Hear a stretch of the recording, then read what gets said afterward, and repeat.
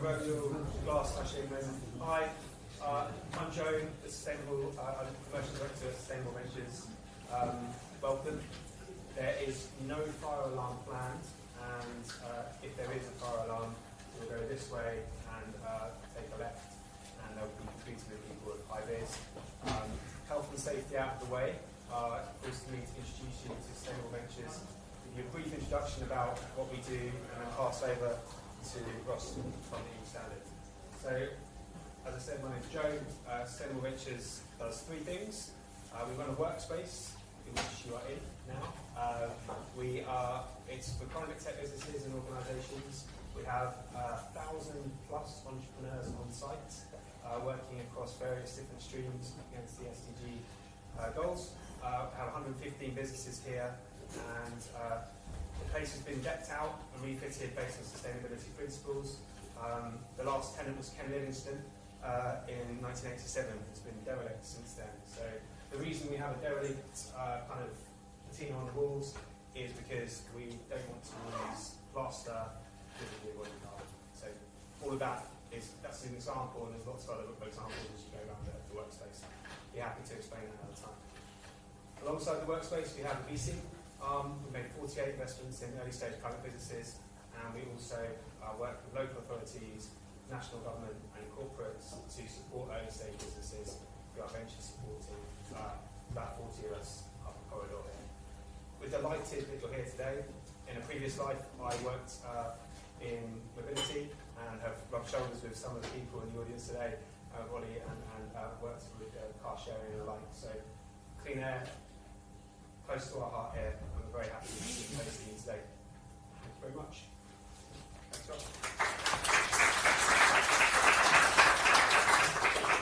Thank you very much, Joe. Hello, and welcome to the Future of London Transport Hustings. Welcome also to people watching online. Isn't it? It's such an amazing building here. What a shame it's actually not the home of London government. Certainly is Ralph beats the new City Hall, shall we say. But my name's Ross Lyle. I am the City Hall editor and the transport editor of the Evening Standard. Now, transport is one area where decisions taken by the mayor affect most Londoners. This mayoral campaign has been dominated, certainly in news terms, by the current mayor's flagship ULEZ policy and what he does or doesn't do next in terms of pay-per-mile road pricing. Sadiq sadly isn't here today, but he did say on the ITV London Hustings last night that it was untrue of the Tories to claim that he was planning to replace the ULEZ and the congestion charge with a pay-per-mile scheme, no matter what he wrote in this book less than a year ago.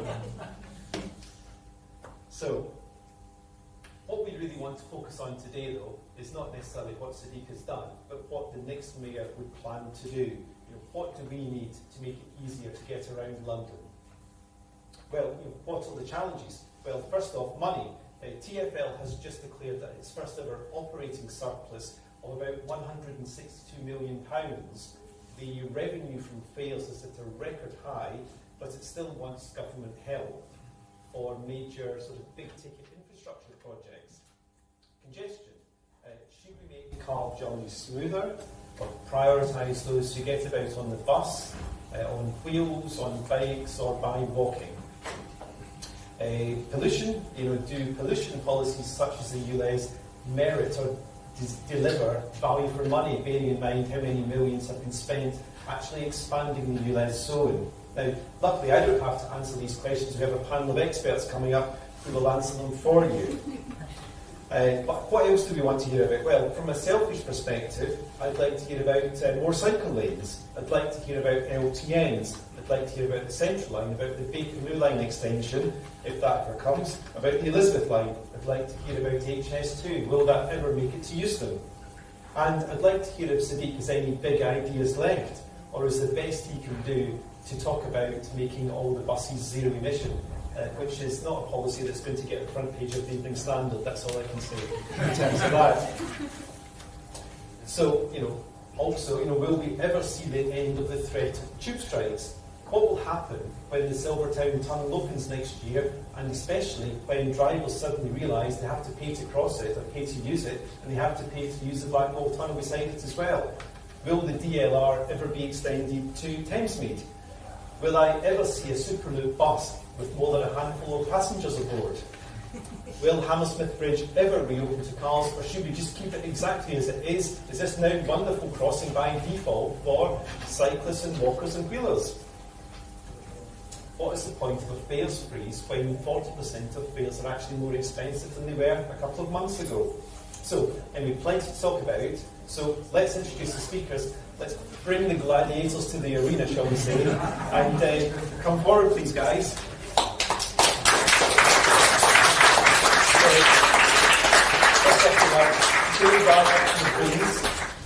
Chris Means from the Liberal Democrats, Andrew Bob from the Tories, and Mr. Coburn from Labour.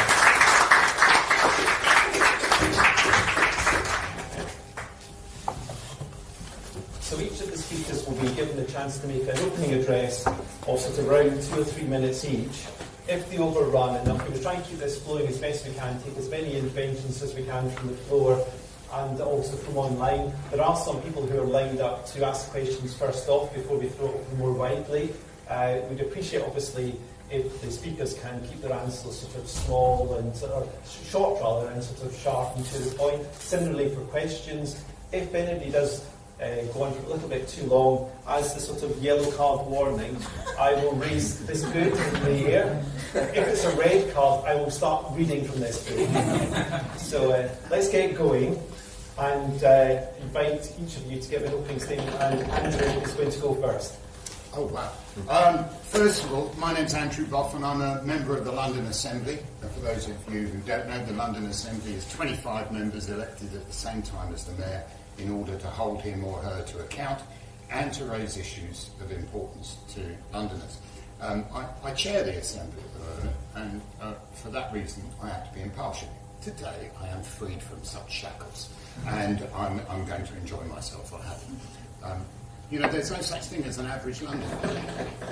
Every single Londoner has different needs, different abilities, different places to go to. The trouble is, I see transport policy over the past 8 years as being pitched to the average Londoner, discounting the fact that disabled people particularly have the most need to get around London, have the most difficult when they need to get around London, and yet they largely seems to have been ignored over the past 8 years, and we've seen that with things like floating. Is that me crackling or? Sorry, Andrew. Is it? Perhaps I just got a lot of static on me. I don't know. We've seen that with the imposition of floating bus stops in London against the advice of those groups who, organisations for the blind, who said that it's very difficult for blind people to find their way safely to the bus stop. We've seen it in the way in which black cabs have been banned from using bus lanes, and just as a reminder, black cabs are one of the most accessible vehicles for disabled people, and have been banned from using bus lanes. This has caused particular problems in places like Bishopsgate, which has increased the journey time of disabled people by some 50 minutes. And we've also seen that the average Londoner has been, it's probably a ULEZ detector, because that's what I was about to mention. We've also seen the average Londoner being catered to, but not the outer Londoners. Outer Londoners who are dependent upon vehicles, poorer outer Londoners who are dependent upon vehicles, being largely ignored in the expansion of the ULEZ policy. And so the missing thing over the past 8 years has been having a mayor who listens. One of the things I do know about Susan Hall, having served with her on the Assembly for many years and known her in London politics, is that she listens. She does shoot from the hip, but she does listen, and she does take account of what people want. And 10 seconds, please. And in that 10 seconds, I would say let's kick out the average Londoner and start talking about real Londoners, and that's why you need to support Susan Hall. Thank you. Chris Means for the Liberal Democrats. Thank you, Ross. Ross says, I'm Chris Mains for the Liberal Democrats, and I'm representing Rob Blackie, the Liberal Democrat mayoral candidate. It is, of course, London mayoral elections which have huge impact on our city over the next few years. But I'll just mention that we also have London Assembly elections the same day, and they are really important as well. And my friend Caroline Pidgeon has done a fantastic job over the last few years, making sure that that the mayor of whichever party has been held to account, scrutinised, cajoled, and actually she's brought forward several policies that the public have wanted, and she's been able to use her position really positively for the travelling public. Rob's looking ahead for the next 4 years. We want to get back to more buses on our roads. The current mayor has cut, I think, 22 million bus miles over the last few years. We've got to reverse that trend, and we've got to start building up newer routes, more regular buses, and make sure that the bus network is fit for purpose and not continually eroded. We've got to make sure our tube network is functioning properly. We need new rolling stock. We need to make sure that, I think Ross did an article recently about the Central Line, how unreliable it is when trains are breaking down, how a disincentive that is for the public to use public transport when it's unreliable, and we've got rolling stock which is at the end of its life. And of course, all these things in public service and infrastructure, it comes back to money. And we want to get away from the election gimmicks of partial fare freezes and actually start building a good, sustainable business plan for transport, public transport in London. That means making sure that we can go to any government, whether it's Rachel Roberts or the existing person, with a credible plan for funding London transport to make sure that we can invest in the future, invest in decent rolling stock and decent buses. Thank you. And committee is now going to tell us what is supporting. Thanks, Ross, and firstly thanks to the organisers. It's great to be in this brilliant sort of venue, which is obviously a home for entrepreneurship, particularly sustainability. By the way, funded by Sadiq Khan as well. I should put that plug in there. Look, I think as we go into the election, I think the reality is that this is a race. It's a close to a horse race between Sadiq Khan and the Tory candidate, and the contrast couldn't be more stark. On one side, you've got someone who is a climate leader and who's championed London in the UK, but also globally on his climate record. And on the other hand, you've got a proud anti-green candidate who takes pride in being a climate denier. Sadiq has had an incredible record over the past 8 years, working in very difficult circumstances with the Tory government, who's done its best to level down London, whilst it's tried to, or it's actually failed in trying to level up the country. And if you look at specifically on the transport agenda, you can see right from helping working people around the Hopper bus. I know my parents, for example, take the bus to get around to see their family, friends, to go to work, and that has made a huge difference to working Londoners who need to get around, and unlimited journeys for £1.75 within an hour. If you look at school streets initiatives, I work with lots of you in my own cabinet role in Hackney around this. 500 school streets under his leadership in London, helping tackle toxic air pollution across our boroughs. If you look at cycle lanes, he's five-folded that across London. There is so much that Sadiq has done, particularly around the extension of the Bakerloo line. We're looking at the Elizabeth line. There's so many things that he's been doing around the Superloop that has come under his leadership as well. So I think, look, when we talk about the mayor's record in London, we can clearly see a clear contrast between the mayor and the Conservative Party candidate. What I would also say is this election, 10 seconds, here we go.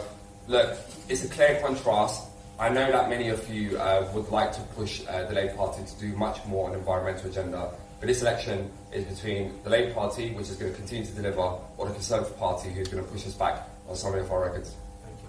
I'm sure there are more than two candidates on the ballot paper, just for clarity. 13. Yeah, you saw her on primetime telly last night. She's here in person this afternoon. We have the Green mayoral candidate, Zoe Garbutt. Zoe. Thank you. And thank you for organising these hustings, and thanks to Sustainable Ventures for hosting us. And I think these hustings are a really important part of this election process, where you get to hold us to account and ask us your questions, and so we can hear your concerns.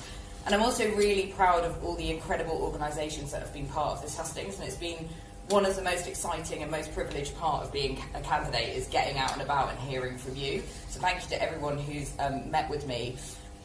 Also, you are leading and pushing for the change that this city needs, but I know as an activist and a campaigner that is exhausting, so you do need a mayor who will listen to you and take on those changes.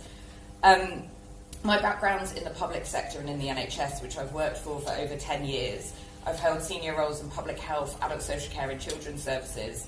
I've managed multi-million-pound budgets and especially projects around addressing health inequalities.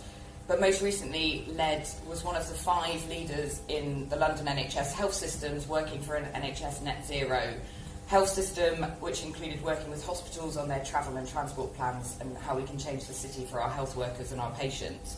I also spent a lot of time advocating to NHS executives about why the climate emergency is a health emergency and a health crisis, and making sure the NHS is taking the action that they need to. In the Green Party, we know that we can't have environmental justice without racial, social and economic justice too, so our policies to tackle the climate emergency are integral to tackling the cost of living crisis, and our manifesto is really focusing on how we make the city fairer and more affordable for everybody. Our manifesto outlines our commitments to the clean air, and alongside the clean air scorecard, we've got 10 out of 10, if people haven't seen that already, which I'm very, very proud of. And we want this city to work for everyone. We want it to be a city where people can cycle easily and safely, and that's about having the infrastructure for people who aren't already cycling so they are able to cycle more. And it's about people being able to move around the city through uncluttered pavements and also making the school run an enjoyable part of people's day. And we know this is possible. A Green Mayor will champion low traffic neighbourhoods, car-free health zones and new cycling infrastructure. And we are very boldly saying we support a smarter, fairer road charging system. It's never been a more important time to vote Green. You can absolutely vote for what you believe in this election, and it's time for a Green Mayor. Thank you. Thank you very much. Thank you to our speakers for their opening statements. We're now going to go to a few prepared questions, if you like. The first is from Caroline, who is in the front row here. She is from the New Voices campaign. Caroline, what is your question, please? So I was from the New Voices campaign. So we represent communities across the capital who have the most to lose from air pollution. The Clean Cities campaign shows that London has the most expensive public transport compared to any other European city. And we know that young people and disabled people are being excluded by spiralling transport costs, as well as what was being discussed earlier about the fact that it's a nightmare to get around London when you're disabled. How will you ensure public transport is affordable and accessible all the way through your mayoral, especially to reduce inequalities? Okay, thank you. Chris, could you start answering that question, please? Well, firstly, we've got to make sure that all underground stations are step-free and accessible. It's absolutely amazing to think that London's new station at Old Oak Common is not step-free. I mean, it's just crazy in this day and age that we're building stations that have not got the adaptations that are needed to start with. We would certainly want to have step-free stations by 2030. It's a programme that we would have. Yes. That would be our aim. Please. There are advantages in doing these things, aren't there? I didn't realise. Thank you. But you're right. We've got to make sure that not only are public transport facilities accessible, they've got to be affordable. But that doesn't mean having gimmicks like partial fare freezes around an election time. It means investing to make sure that they are reliable services that are available to all the time. We'd like to see the travel card brought back to 24 hours if we can. Make sure that people that have various needs are given travel cards. There are some people that don't qualify, some people with invisible disabilities aren't helped at the moment. We think they should be. If Rob became mayor, then he would get rid of Sadiq's partial fare freeze, wouldn't he? He thinks it's a gimmick. Yeah, he thinks it's a gimmick. So fares would rise under the Lib Dems. Yes, and that money's going to be invested in. I think fares will jump up when the freeze ends. We're not quite sure whether it's permanent or it's a bit unclear, but that money could be spent far better in improving our transport system and actually making it a safer place by investing a lot more money in our police force, because a lot of the money that's being used to freeze the fares is being taken from the Met. Andrew, would fares rise under Susan? Fares will need to be held at a rate that can give us a world-class transport system. Historically, both Labour and Conservative governments have been committed to ensuring that the fares box contributes more to the running of transport.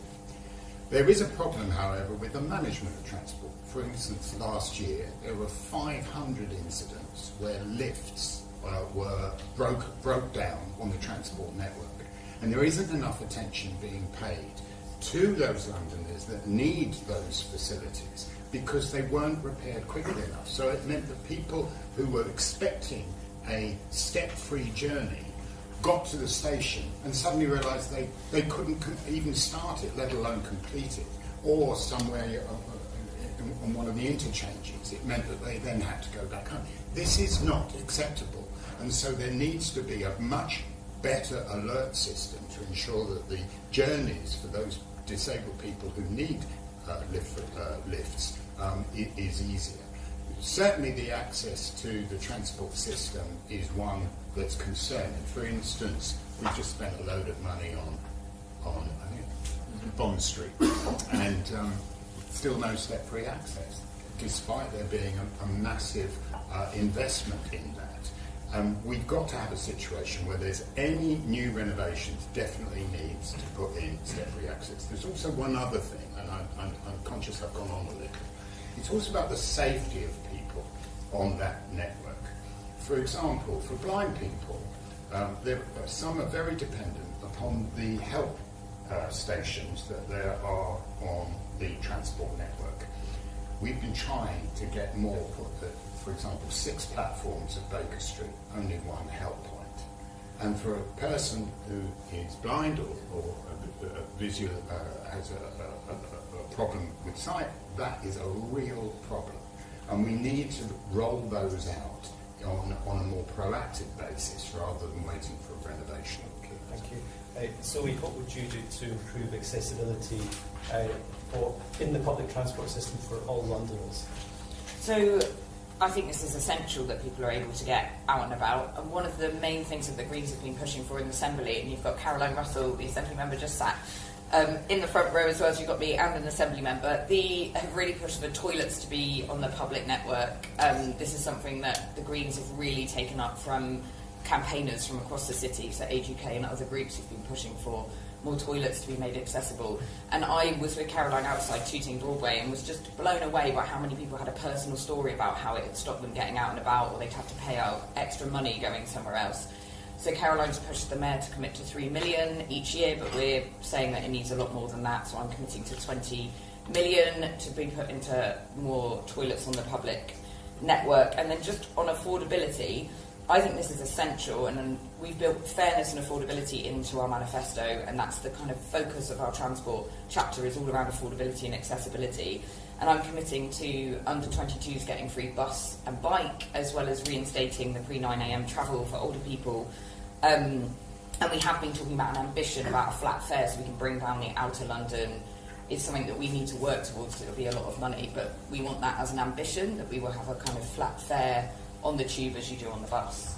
Okay, thank you. Betty, Sadiq and TfL have increased the number of step-free stations. I think Hackney Wick in your patch was done a year or two ago. They don't come They don't come round very often, do they? It's not something that's happening quickly. What would Sadiq do in the third term? Well, look, I think, firstly, great question, and I think it allows us to talk about sort of the financial picture that we live in. When Boris was the Mayor of London, in 2013, he negotiated a really bad deal for London, which meant that TfL was dependent on passenger fares. And obviously, as you'll be aware, when the pandemic happened, we had a huge drop in passengers. It obviously had a huge gap in terms of TfL fares. The Mayor has consistently asked for support from the government to get the right adequate support so we can invest into transport and to make sure that Londoners, all the things that we're talking about that we want to invest in, whether it's public toilets, whether it's around step-free, we can continue our plan around that. But unfortunately, what you have seen is a Tory government who's playing politics with the future of TfL and London's transport. And I think that's one thing that the Conservatives haven't been honest in. So, for example, Zoe spoke about concessionary fares for free pass holders during peak hours, for example, or looking at young Londoners under 18. You know, the Tories tried to put that as a condition to take that away from Londoners for a bailout for TFO and to support TFO during what was a difficult price.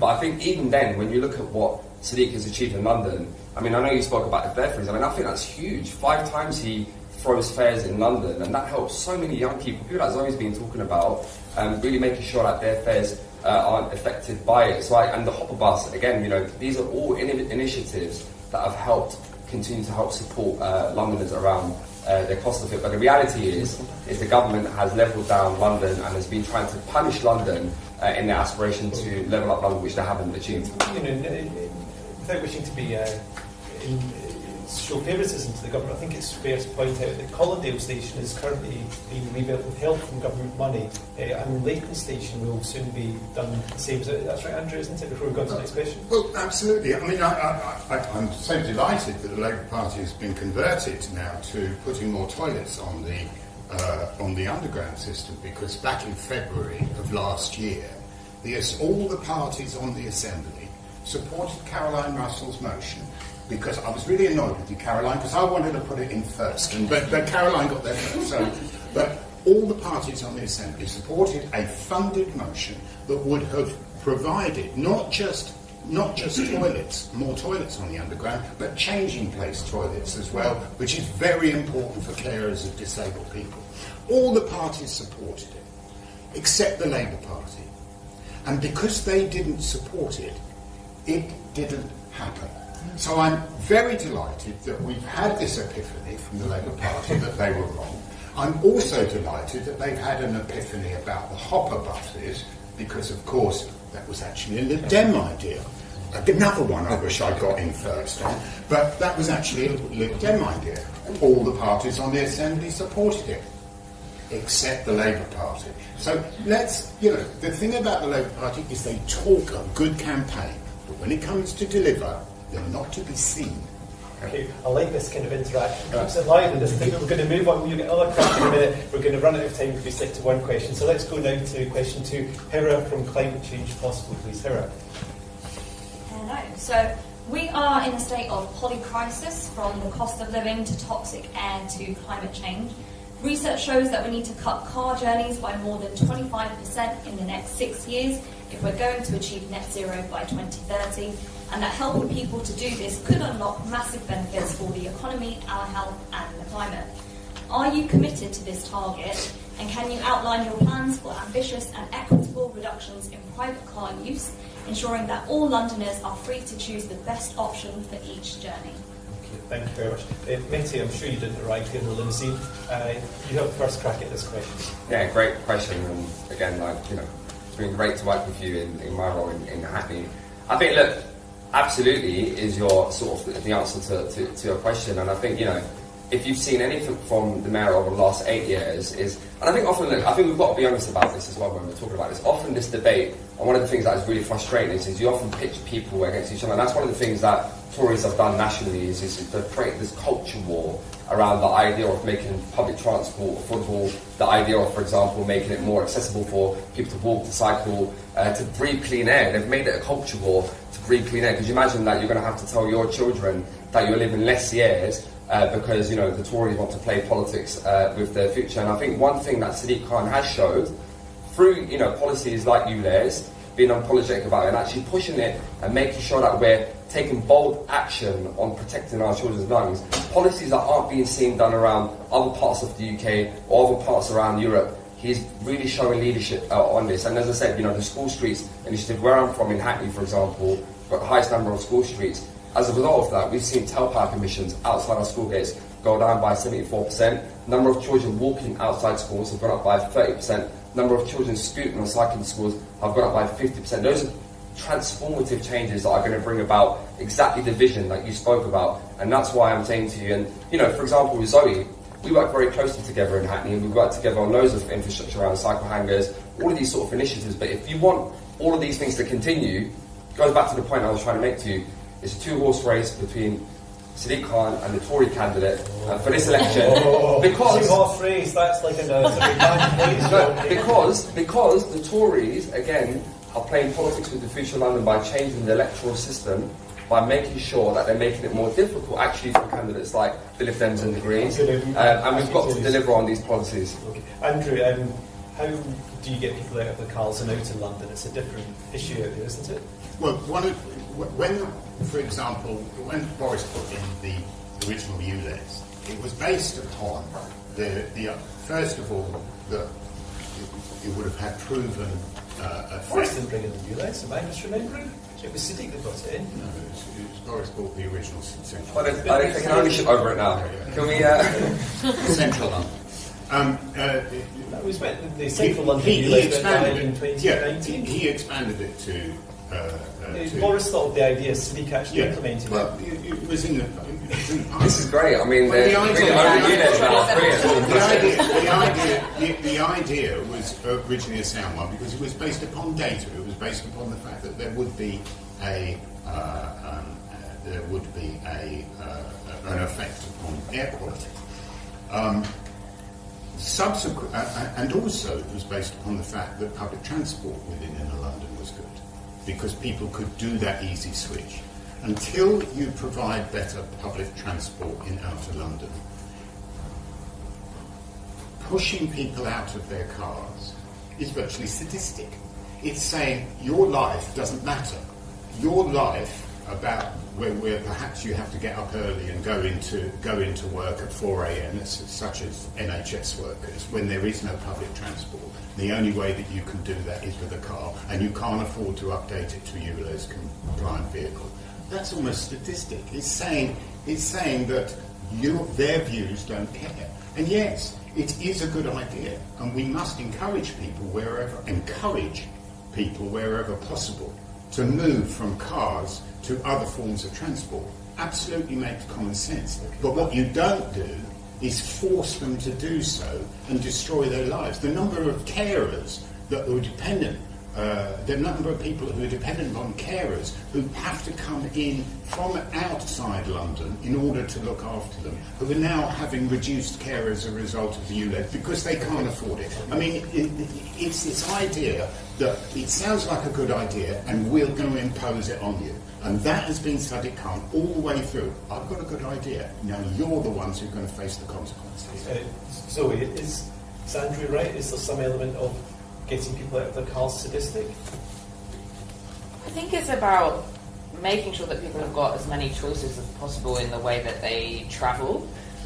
We've been hugely supportive of the clean air zone. Obviously, Sean Berry was talking about it back in 2017, and we would have wanted it to be across London a lot quicker.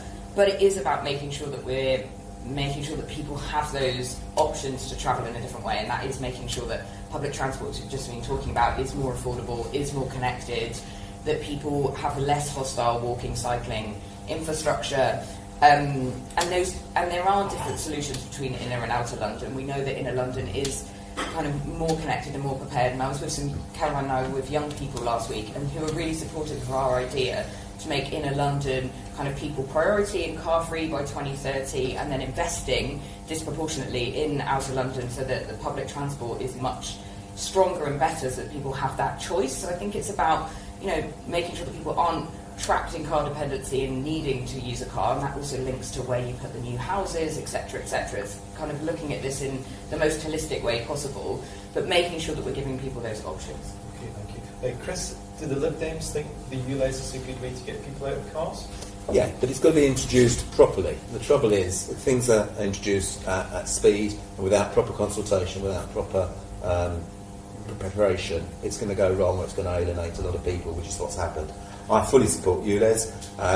The idea that it used to be the inner London area. I live around the South Circular, and it's crazy that Lambeth, Lewisham, Greenwich were divided by ULEZ going through the middle of them. That didn't work. It clearly has to be a natural boundary, and the M25 is the natural boundary. But you need to bring in the Superloop buses before you introduce the ULEZ. You need to bring in a scrappage scheme that works before you implement the scheme. Can I just say, before we move on, that Hustings, it's really important that we're all truthful when we talk about what's happening. The idea that it's a two-horse race is crazy. The Tories are in free fall nationally and London, and the polls clearly show that Sadiq is well ahead.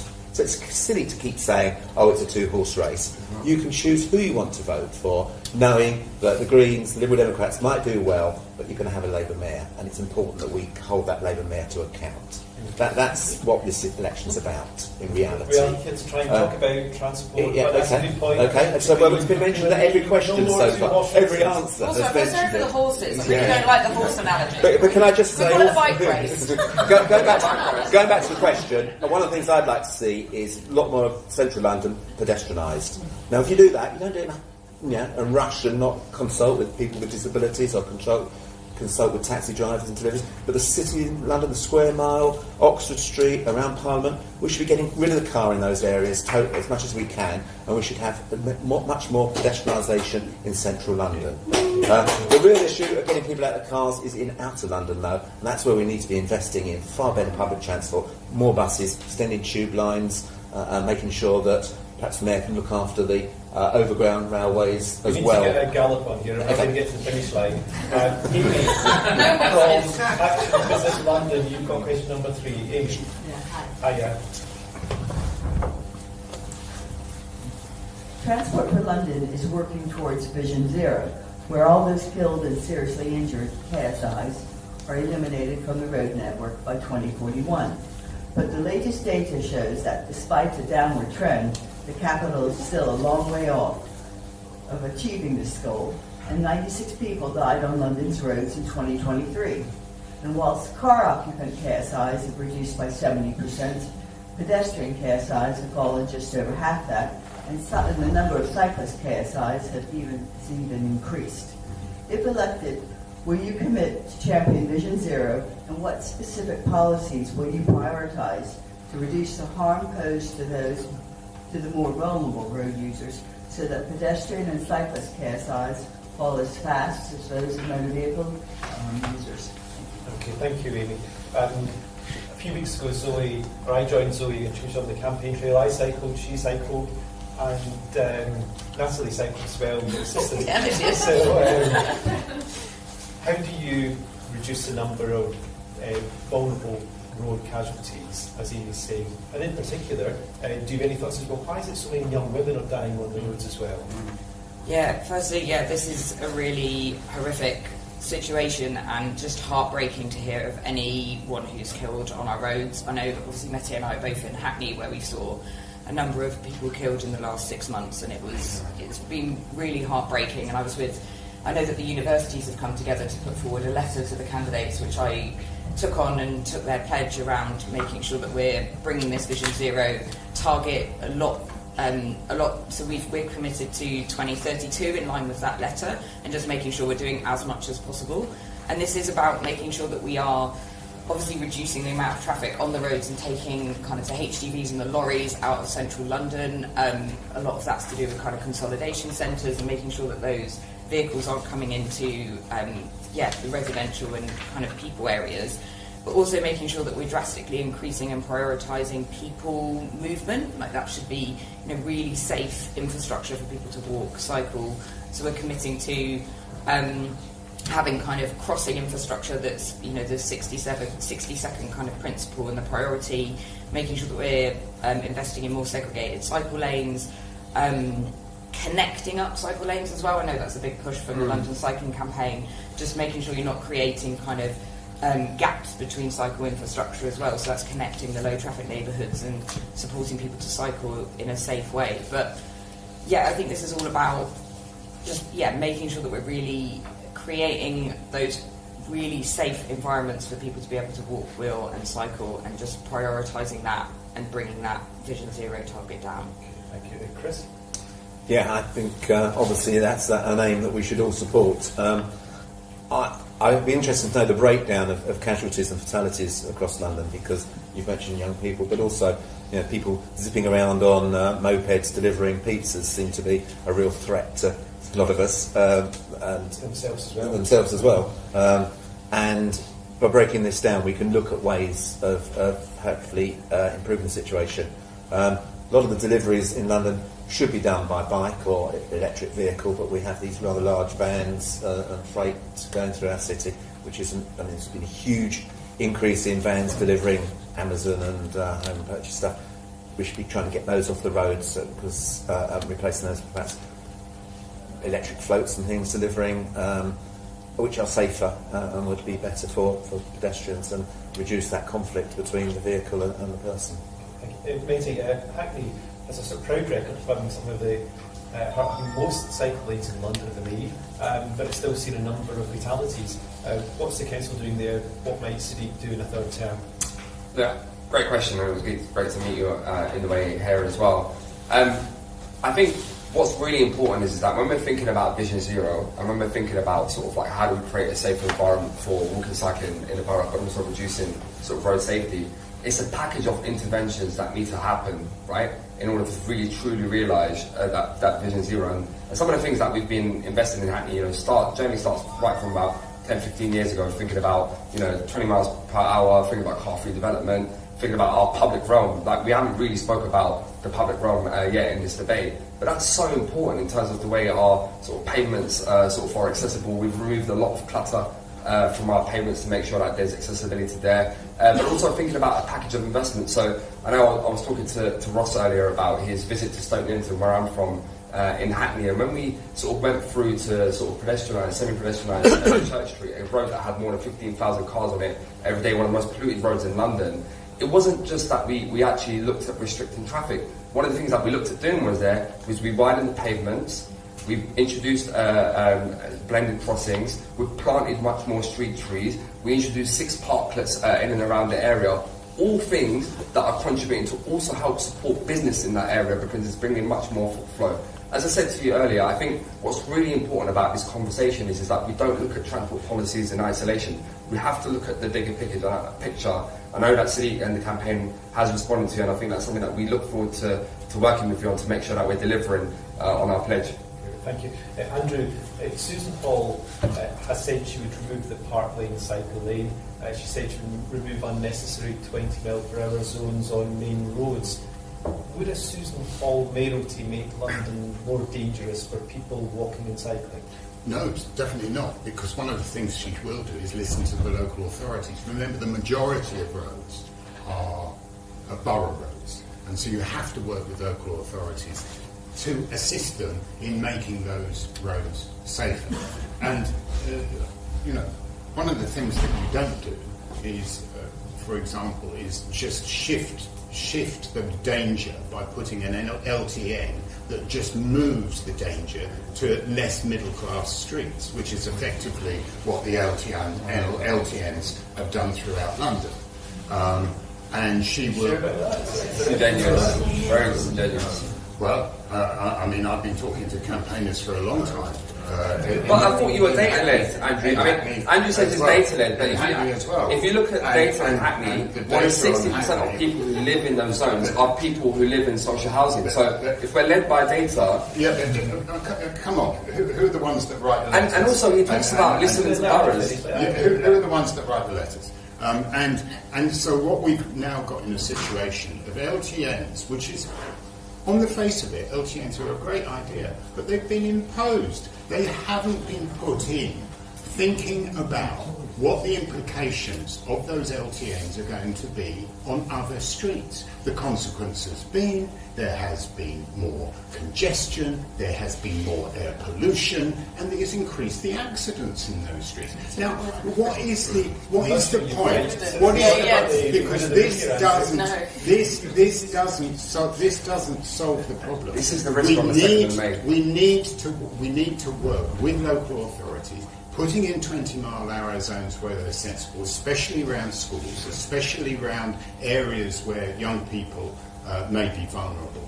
But the blanket imposition of what looks like a good idea from City Hall, but that actually will just move the problem around to different parts of London. So many roads are lawless these days.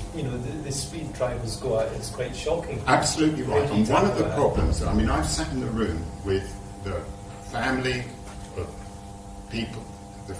people who've lost their lives, thinking they were they were on a cycle lane, a junction I'm thinking particularly down near my lane.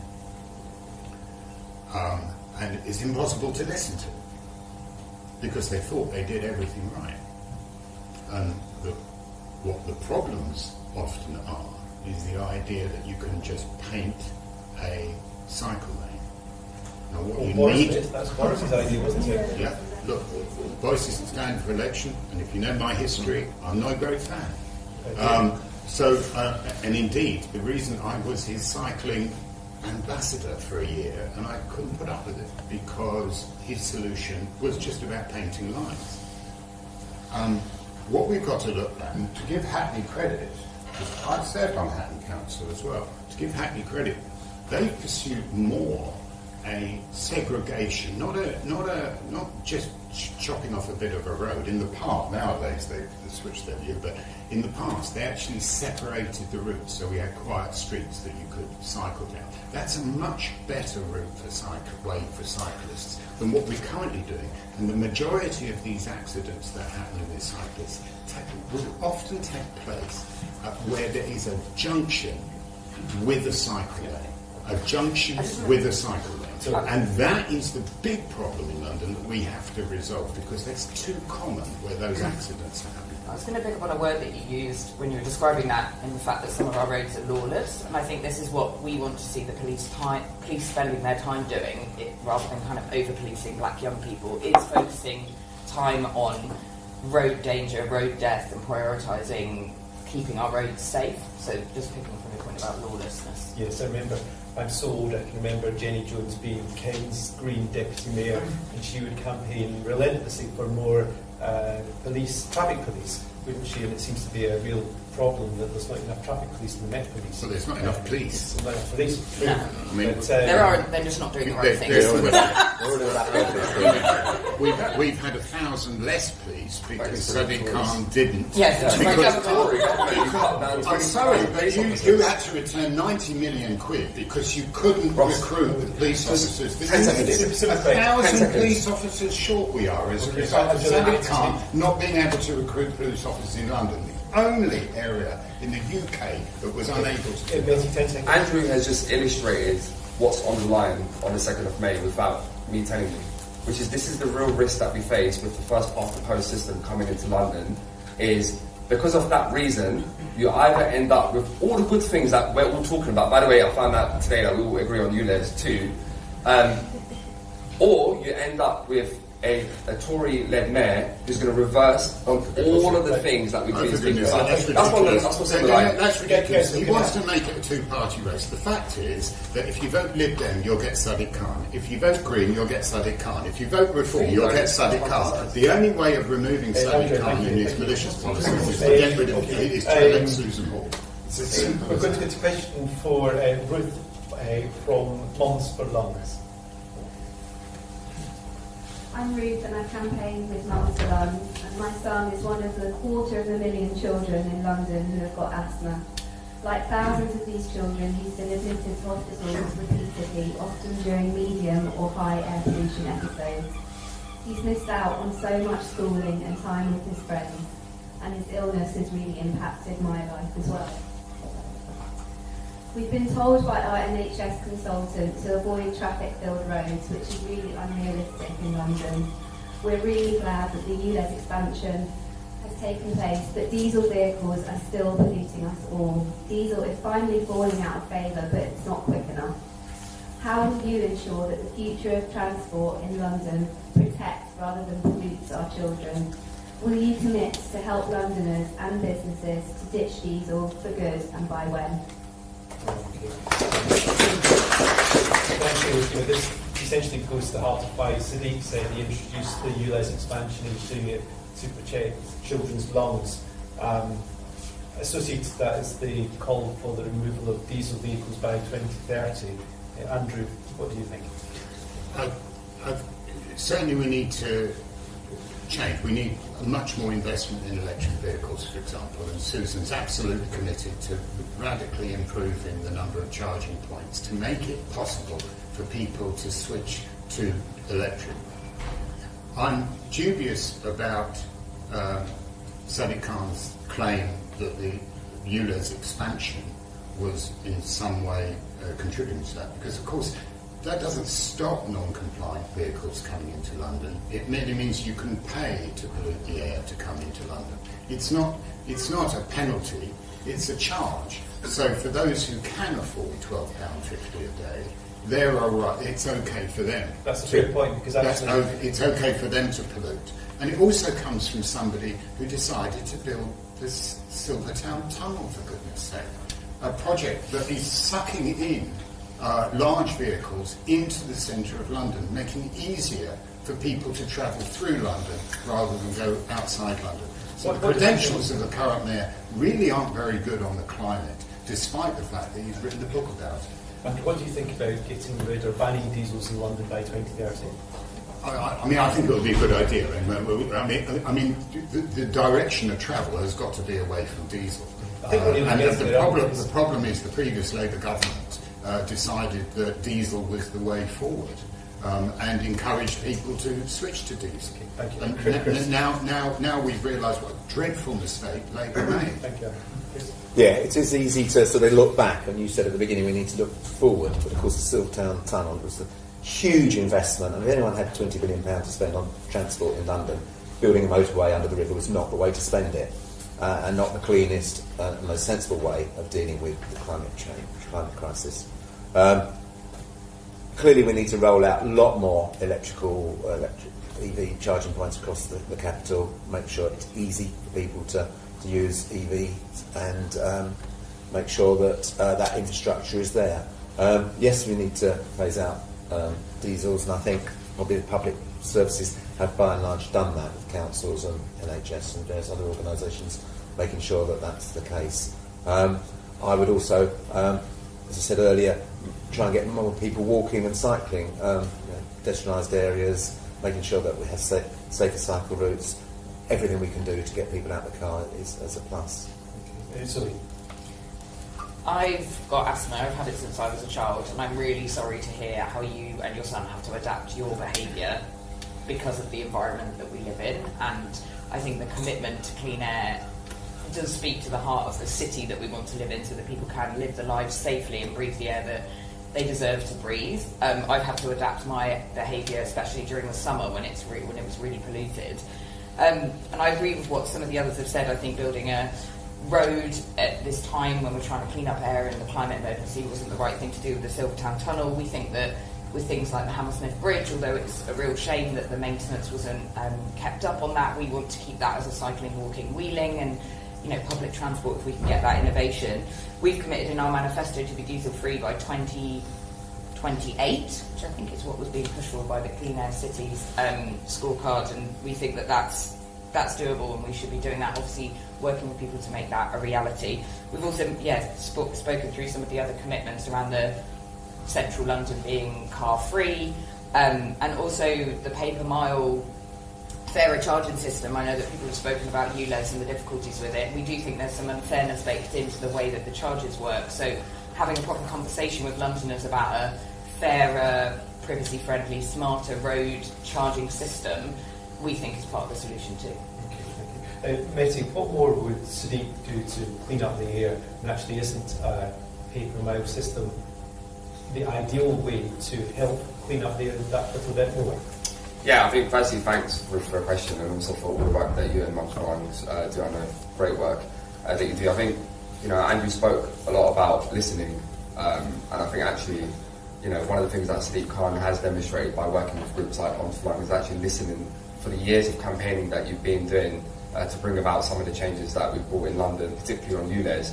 I mean, 40% reduction in the last year in diesel, and these are all factors that are contributing to what we want to see in terms of clean air. I think the key thing is, going back to what I said before, is in order to have cleaner air in London, there are a number of different interventions that need to happen. And I spoke about school streets, we spoke about ULEZ, we haven't really spoke about the need to, for example, free up our bus lanes of congestion and extend the bus operating times, and making sure that bus priority is a key priority for us in London. These are all the different interventions that need to happen. How we make sure that we monitor data. That's the other thing is as well. It's just that through Sadiq Khan's leadership, we've got much more extensive monitoring that helps inform the data and policies that we bring forward. I think Sadiq's going to be bringing out a manifesto soon, which is going to be committed more around what we're going to be doing around tackling air quality. This is an absolute priority for him. He's got his book, which Ross is holding too. He's got his own personal story for him. He's led this, even though he knows that it's been a very difficult conversation, very politically charged conversation, as you've seen from the hustings today. But he's doing it because he knows it's the right thing to do for Londoners and for our children. It's an interesting book, of course, in which he says he's going to bring in pay per mile.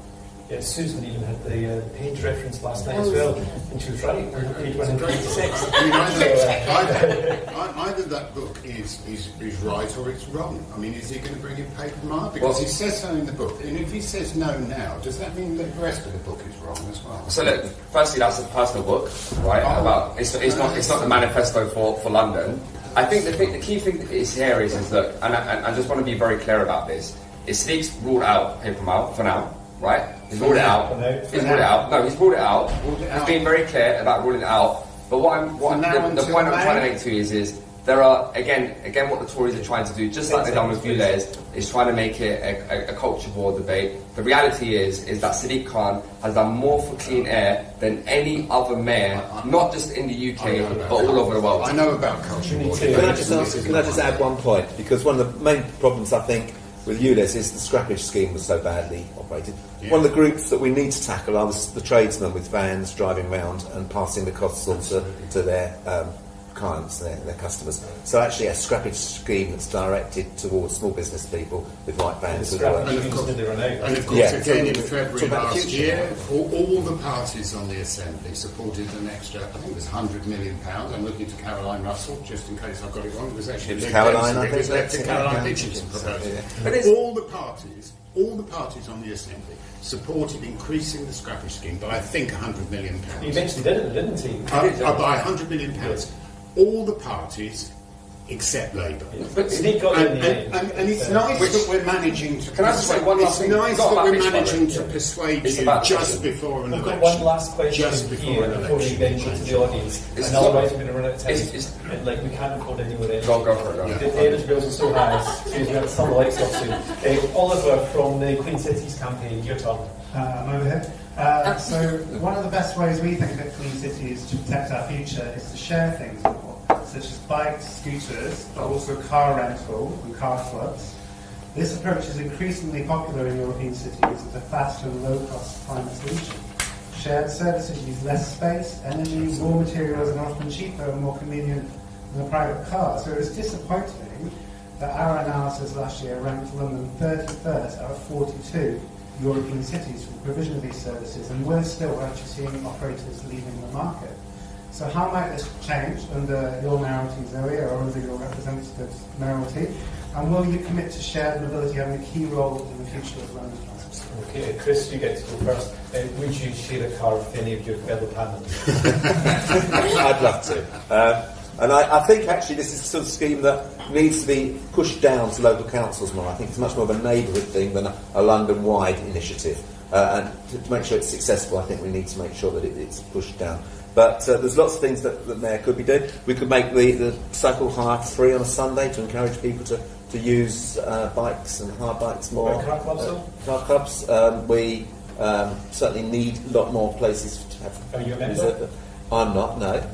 But we need more reserved parking for them to make sure that they are easier. And I think it's certainly the way forward, but I'm not sure Manhattan London is the way to do it. Okay, Zoe, are you a car clubber? I was thinking you were going to ask me that and how I was going to answer this question. I can drive, but I barely drive. I prefer to get trains or be on 2 wheels. 4 wheels isn't my preferred mode of transport. What about shared bikes or shared e-scooters? Oh yeah, I absolutely think there's a place for those, and I know that speaking to young people and the use of young people on these bikes I think has been incredible. Yeah. All the data around young people and where they go on them I think is really, really exciting. And speaking to young people, they want to see them extended into the boroughs that they're not in, and I know there's been a bit of conflict between how they're regulated, and I think all parties are committing to regulating them better on a London level, and I know those conversations need to continue. But this is also about talking to our big employers. Like the work I was doing in the NHS was looking at how people who need a car to do the work that they do have a work vehicle available or have bikes. There's some like great stuff going on in the NHS about giving kind of people that do home visits electric bikes to do those, and I think those are the really there's some really exciting opportunities like that, and they're huge workforces. Like the NHS is a massive employer, and I think working with councils but also working with those big employers is really key too. Thank you. You two guys at the end of it, quite a crack, so as brief as you can. Meta, you love line bikes, so with your other hat on. Now, what do you think about shared bikes, car clubs and so on? Yeah, no, I think it's the way forward. I mean, I think one of the things that I love about London is that like for example, like myself, I have a car club membership, but also like I can do lots of different things. I'm a pedestrian mainly, but I can sort of like take the bus, take the train if I need to, and those are all the things that contribute. And it goes back to the point that we was talking. That Ruth's question is, in order to tackle toxic air pollution, it's about taking the right radical action we need to tackle toxic air pollution, but also providing people alternatives. That is the future, and also helping support businesses in the final mile. So I know Ollie's been doing some great work around how we can make sure that we have a cargo bike charter across London. We've done and looked at and had sort of schemes in Hackney, for example, where we're helping support small businesses around taking their sort of like their sort of last goods, the last mile essentially with the through the zero emissions network. And those are the things that we need to sort of do much more at pace. It's the future, and providing people a choice to get away from sort of like the ownership, but also have the ability to sort of like move around and move around how they want to. Thank you. And Andrew, will there be anything relating to car clubs in Susan's manifesto? Yes, absolutely. One of the things that Sadiq Khan has stopped doing was during the consideration of the London plan, we appealed to him from the Conservatives. We appealed to him to allow additional parking spaces on any new development, specifically for car clubs. He refused to do that. Which means that those car clubs are now competing with the allocation of parking spaces in schemes. I live in one, for example, on Barking Riverside. Those car clubs aren't going to work unless they're going to have their own discrete car parking places. With regard to the shared bike scheme, yes, absolutely. I'm a cyclist. I drive, I use the tube, and indeed, in order to get into work, I use a boat. And so, I'm truly multimodal, and I do use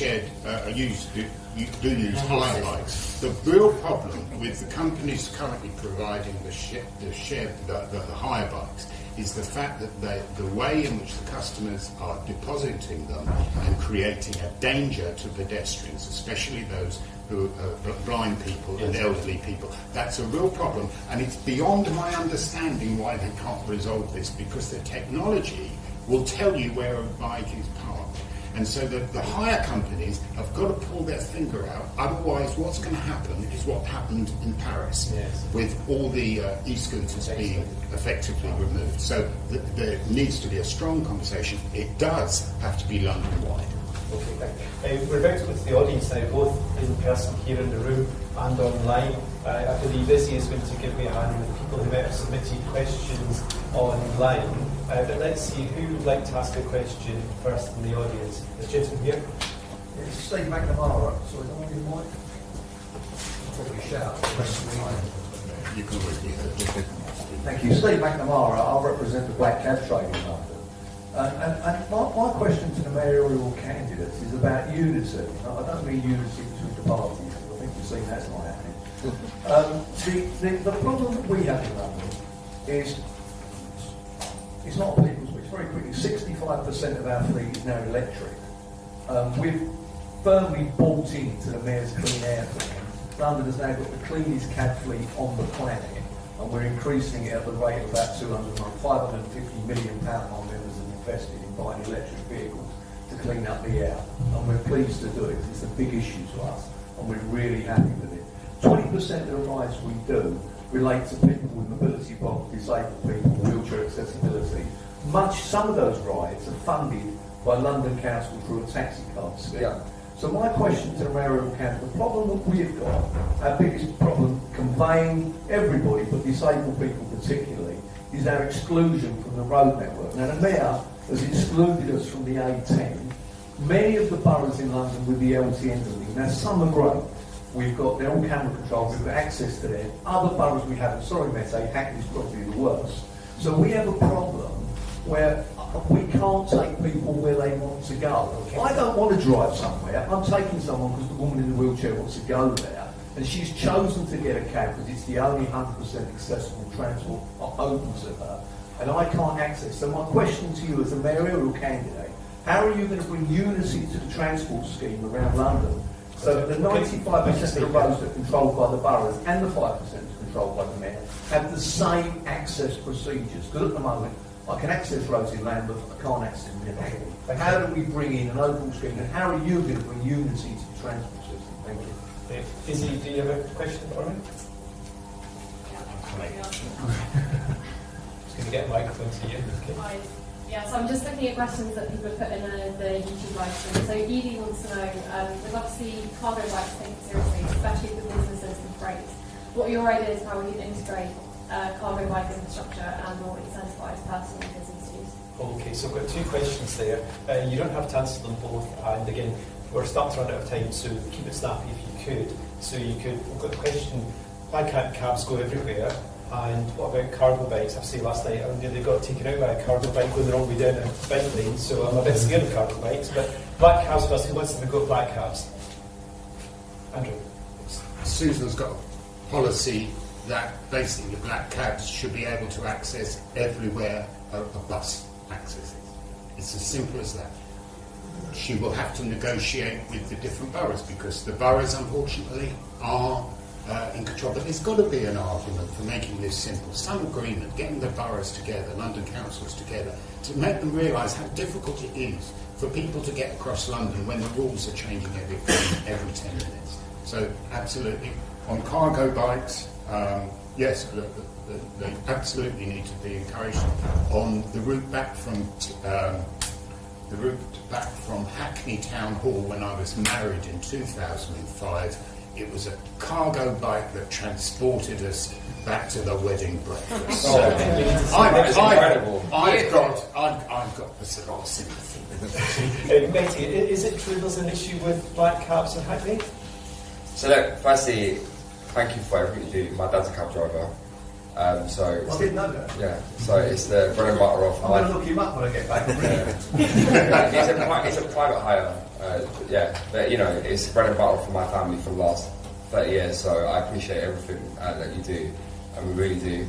I think your question's right. It's obviously a very difficult, as you rightly know, because obviously the fact that a lot of boroughs have different policies, and I think that is something that the mayor should be sort of looking at, which is around what role does the mayor have in being able to sort of bring forward a uniform policy. I mean, even on the Dr. Spikes that we were talking about, you know, the fact that you can go to one borough and not go to another borough, from a service user perspective, from a resident's perspective, is that inconsistency. So I totally agree with you, and I think, you know, one of the things that I want to do, both in my own role, and I'm sure the mayor would want to as well, is about that London-wide conversation to bring about that consistency. What I will just say to you finally is that I know sometimes things don't happen overnight and you don't see what you want happen tomorrow. That doesn't mean that it won't happen. I think some of these things take time. There are lots of different complications. I mean, even the taxi card, you know, we wanted to exempt the taxi card in Hackney. We couldn't, you know, initially because of the way because we have ANPR cameras, the way it works and the way you have to sort of get the number plates through London councils and stuff. There's a lot of GDPR rules and issues, but we're working through them, and I'm hopeful that as we do get to that, exactly what you described, and I can commit to the thing, that is what we want to see. Thank you. Zoe, are black cabs green? Well, 65% of them are. Steve's done a great job. Yeah, and I think obviously this is all about, as we were saying earlier, giving people the options and making sure people can take those options and that they do offer the full journey that they need to take. And I think, yeah, like Mette was saying, I think this is all about consistency and making sure that the Mayor of London is taking that view of that convening powers of making sure that there's that consistency across London. And then to cargo bikes, I had a great journey on a pedal me bike along the Thames path with our candidate in Greenwich, so Karen Teal, which was really exciting.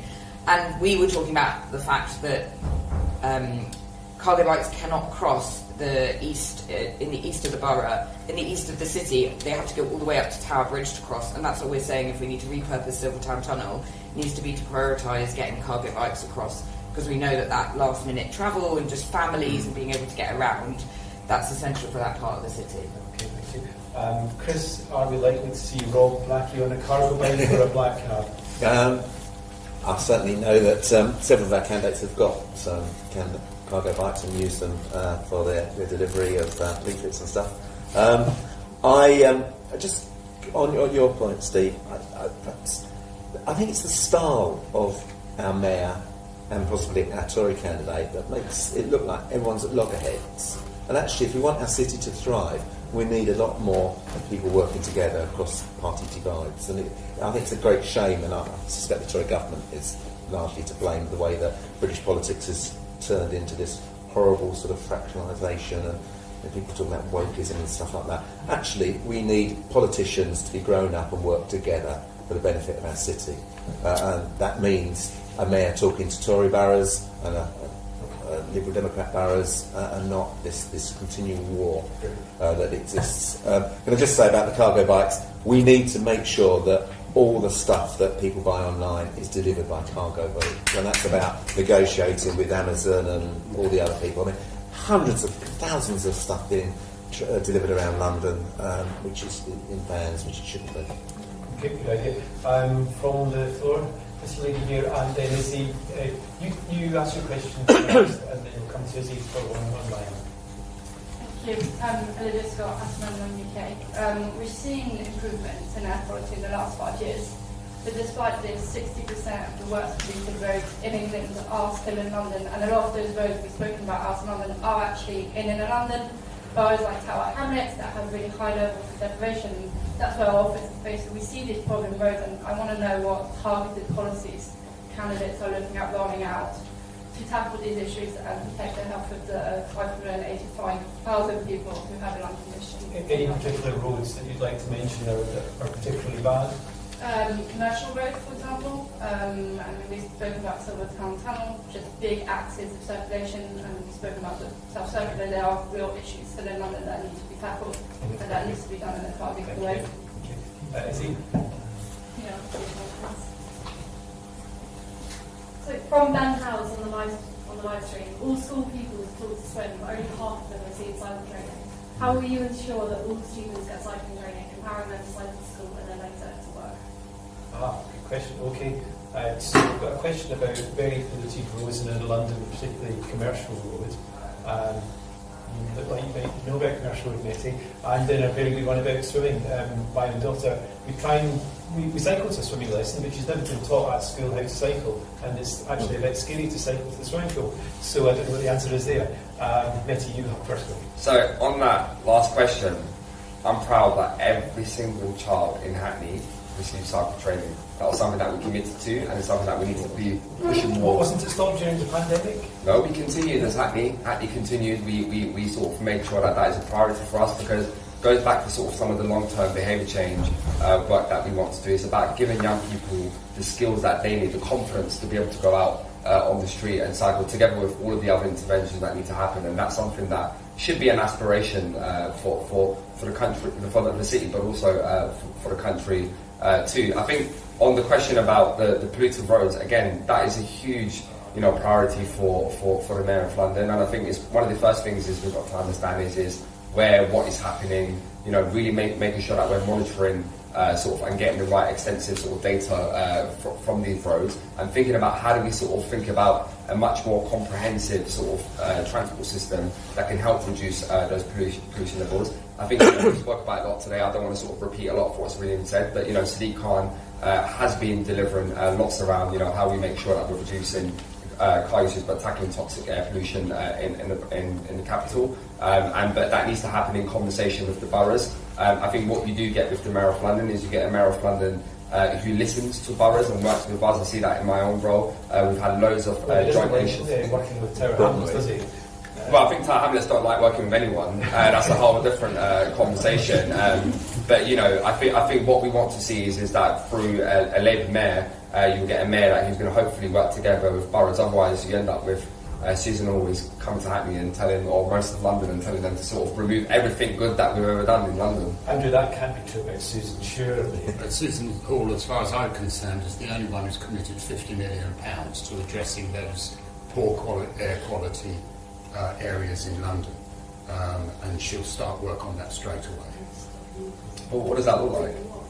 Do you know, surprisingly, she's going to listen to people and find out Well, exactly what does that we mean? need. It's a commitment. It's a commitment to spend the money to solve problems like this. So how do you solve pollution? Because on main roads. That's what we have to do. We have to work with local. So Susan always commit to cycle lanes. Yes, absolutely.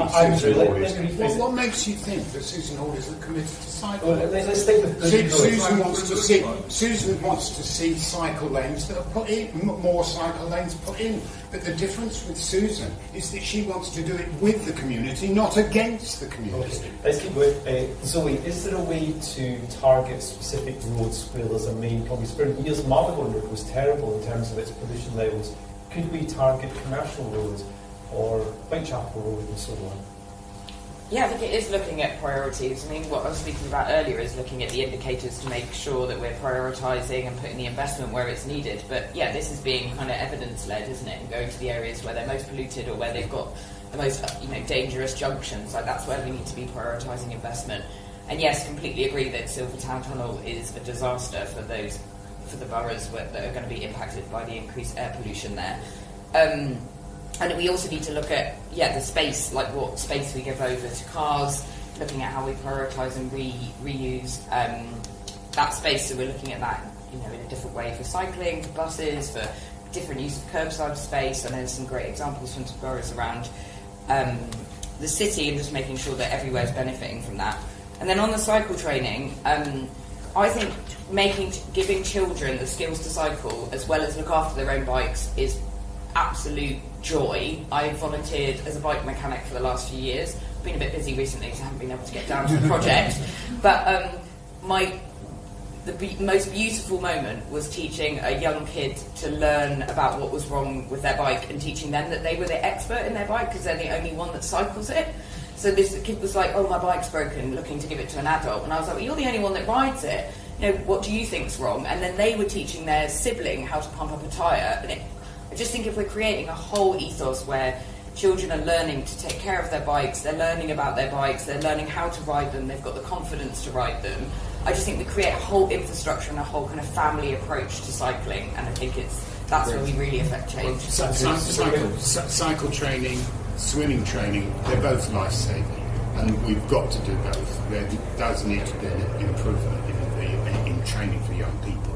Even those very key skills that most old cyclists like myself know, you have to teach them. They're not intuitive, like never undertaking. Chris? I think these two questions, like so many questions, are sort of woven into other issues within the campaign.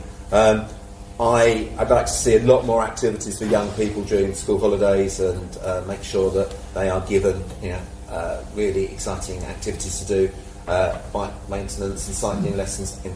It's an easy thing to arrange, and sort of thing that we should be offering across London.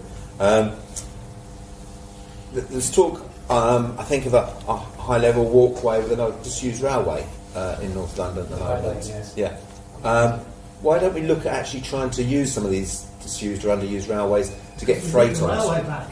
Well, trying to get freight off the roads in London onto railways. That's why we don't want the High Line. Well, that's what I'm saying. I mean, let's look at getting freight off our roads, because they are the big polluters. They are the big problem with safety and other issues. And once you've got them off the rail, you can then have smaller cargo bikes and electric floats delivering the stuff better. So that's what I did. The other thing is we have to make sure that the Silvertown Tunnel is greened. Make sure that now it's there, that much more bus journeys through it, and that have to accept it there. But let's make sure that it's not as polluting as it looks like it's going to be. 20 minutes left. Let's come to this side of the room. Lady in the front, would you like to ask a question? Yeah. Hi, thanks very much. I'm Kat Kenyon from Global Action Plan. So we talked about young people in terms of training and activities, and I think children under 18 make up about 20% of London's population, so they won't be voting in this election, and I just wondered about their voice because, you know, young people have the most to lose from cars dominating our streets, whether that's from air pollution, whether it's from road danger, whether it's from the inactivity crisis. And I just wondered, they're also not the ones contributing, they're not driving. So how will you involve young people in the redesign of our transport systems to make sure that it works for them too?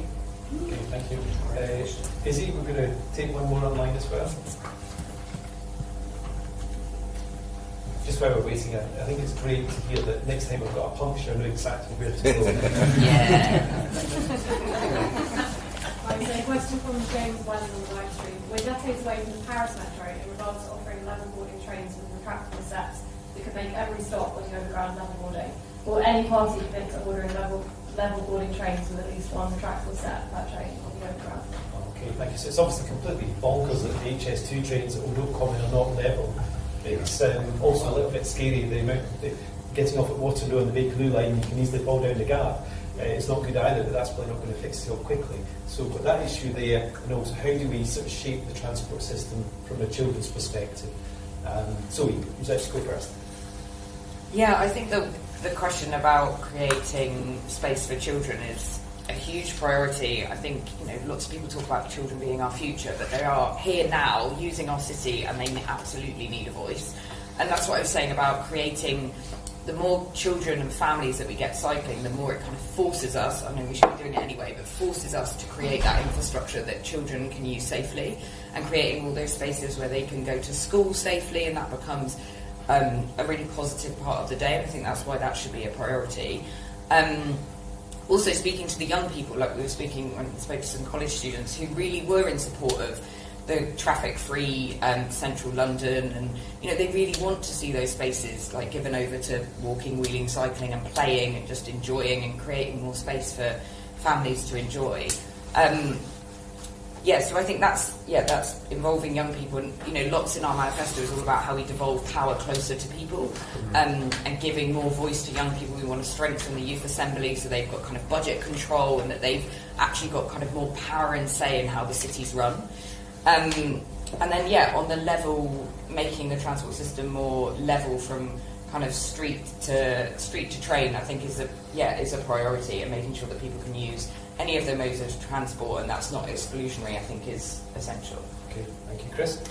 As far as the transport infrastructure is concerned, it clearly requires huge investment. I'm talking about newer rolling stock and investing in accessibility.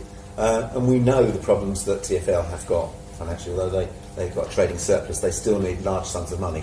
So we need a mayor that will actually put together a credible, sustainable business package that can go to a chancellor, whether it's Rachel Roberts or the existing one, and present what we need in London. And that's not beyond the realms of possibility. I know, I don't think Rachel Reeves is actually going to give us loads of money, despite what the Labour Party might suggest. But we might be able to get sort of assurances, letters of comfort, credit letters to ensure. Different children? Well, I was just coming on to sort of, the investment we talk about in public transport, whether it gaps at Waterloo or needing accessible trains, it needs huge investment. So we have to be. It's no point making promises that you can't fund. So we have to look at the funding package. As far as young people is concerned, again, it's a wider issue. I'd like to see in London a youth card where young people get access to theatres and music venues and leisure centres and move around this great capital, because a lot of them are just stuck in their own little postcode without actually experiencing what a great city it is. And once you've engaged with them, they're far more able to respond to surveys online and use their phones to communicate with. And then once you've built that dialogue with young people, you can engage with them and build up a great way of consulting with them and making sure they're involved in decisions in ways that perhaps older people don't do online. Hey, Andrew?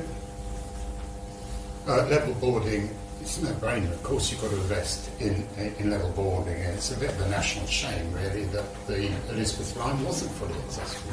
Loads of us who were looking forward to the opening. You kind of made the assumption, of course it's going to be level boarding, of course it's got to be. With regard to less than under 18s cap,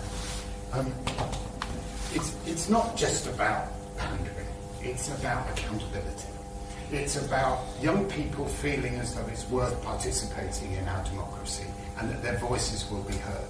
For the first time, a couple of Mayor's question times ago, I actually read to the Mayor directly questions directly, not my questions, directly from young people for him to answer.